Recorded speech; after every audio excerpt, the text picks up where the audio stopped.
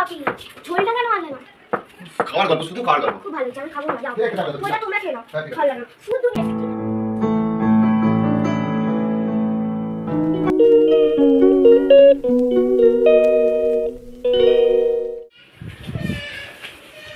কেমন রোদ্দুর বাইরে বলো তাহলে? টুপিটা মাথায় দিচ্ছিলে না? যাচ্ছে এখানে ঠাকুরের আছে না? হ্যাঁ না ও বাপি ঝোলটা কেন আনলে না? খাওয়ার গল্প, শুধু খাওয়ার গল্প। খুব ভালো, আমি খাবো না, যাও ওটা তোমরা খেয়ে নাও, ভালো না শুধু অনেক বাজার এনেছে, কলমি শাক, পেঁপে, আবার থোর, কাঁচকলা, মেয়ের খাবার আছে এখানে, অনেক বাজার এনে নিয়ে এসছে।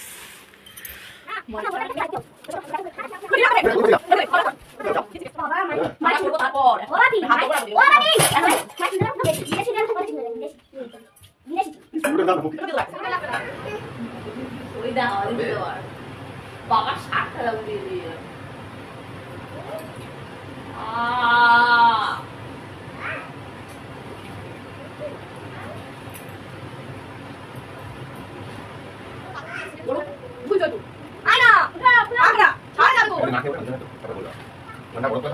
Hello everyone, good morning, welcome back to my channel. তোমরা সকলে কেমন আছো? আশা করো ভালো আছো, সুস্থ আছো। যা গরম পড়েছে আর কি ভালো থাকবে। তো চলো, রোজকার কাজ নিয়ে চলে এসেছি। আজকে হলো সানডে, আজকে স্পেশাল খাওয়া দাওয়া। এই দেখো কাতলা মাছ নিয়ে এসছে দাদাভাই আমার জন্য, আর এদিকে দাদাভাই মাটন নিয়ে এসছে। মেয়েরা খেতে চাইছে কবে থেকে, তাই। আর আমাদের ঘরে জানো তো মাটনটা হয় না, কোনো দিনই দেখবে না। তো এই নিয়ে এসছে প্রায় 2 বছর কি 1 বছর পর। আর আমি মাটন খাই না যেহেতু, তার জন্য দাদাভাই আমার জন্য মাছ নিয়ে এসছে, কাতলা মাছ।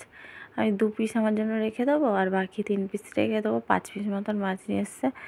তো দাদাভাই বলছে পুরোটাই করে দিও। আমি বলি না, রেখে দিই, কে খাবে পুরো মাছটা। তো দেখো সব ওখানে করে চলে এলাম, দিয়ে এবারে বিছানার চাদরটা চেঞ্জ করে নিয়েছি, সব কাচাকুচি করতে হবে, সব মেশিনে দিয়ে এসেছি। দিয়ে এসে বিছানাটা গুছিয়ে নিলাম, দিয়ে এবারে চলে এসেছি এখানে সবজি কাটার মধ্যে।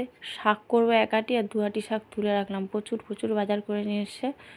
তো আর পটল দিয়ে মাছটা ঝাল করব আমার আর মেয়েদের, দাদাভাইদের জন্য মাটন করো। মাটনটা প্রেশার সিটি মেরে সিটি মারতে বসিয়ে দিয়ে এসে বিছানা গুছাচ্ছি, এত সিটি পড়ে গেছে বুঝতেও পারিনি, মাটনটা গলে একদম গেছে পাক হয়ে। তো কী করবো, কিছু করেনি। এর আগের বারে একবার মাটন নিয়ে এসেছিলো, আর আগের বারে বলতে বছরখানিক হয়ে গেছে, তখন মাটনটা এত সুন্দর হয়েছিল না কি বলবো। তরকারি ভালো হয়েছিল, মাটনটা গলে পাক হয়ে গেছে, তা ভালো হয় বলো? তো চলো মাটনের পেঁপে দেবো, পেঁপে দিয়ে আলু দিয়ে করতে বলেছে দাদাভাই, তাই সেই দিয়েই করবো।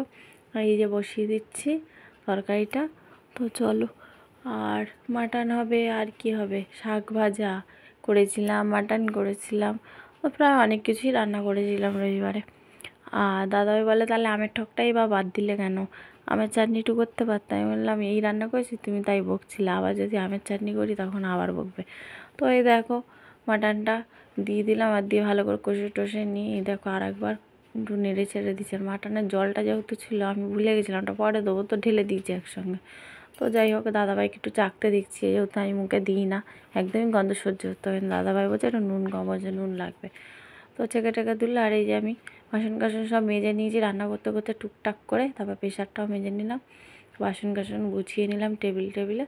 তো এবার তরকারি তো হয়ে গেছে ফাইনালি। এবার মাম্মামের জন্য আগে ভাতটা বেড়ে নিচ্ছি। দাদাই বলছে দাও ওকে আমি মাটন দিয়ে খাওয়াবো, মাটনের মেটে দিয়ে। আর আমি তো খাওয়াবো না, আমার হাতে গন্ধ হয়ে যাবে, তাই দিয়ে পোস্তও বেটেছিলাম, কবে থেকে কাঁচা পোস্ত বাটা খেতে ইচ্ছা করছে, পোস্তর বড়াও খেতে ইচ্ছা করছিলো। তাহলে না, আজকে পোস্তটা বাটাই করি, কাঁচা রাখি, খেতে ভালো লাগবে, গরম গরম ভাত একদম।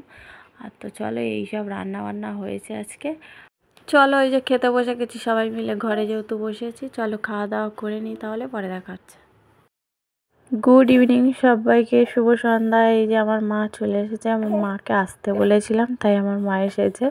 তো আমার মা এসে নিজেই বসে আছে, দেখো আর একজন খেলছে আর একজন আঁকতে বসেছে, আর ওই যে বড় মেয়ে বসে আছে, দাদাভাই কোনো বের মতন বসে আছে।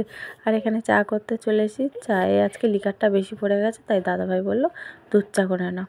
চলো চাটা খাই, আজকের ব্লগটা এখানেই শেষ করছি, নেক্সট ব্লগে দেখা হবে। তোমরা সবাই ভালো থাকবে, সুস্থ থাকবে, সবাই বলি good night, tata, bye, see you.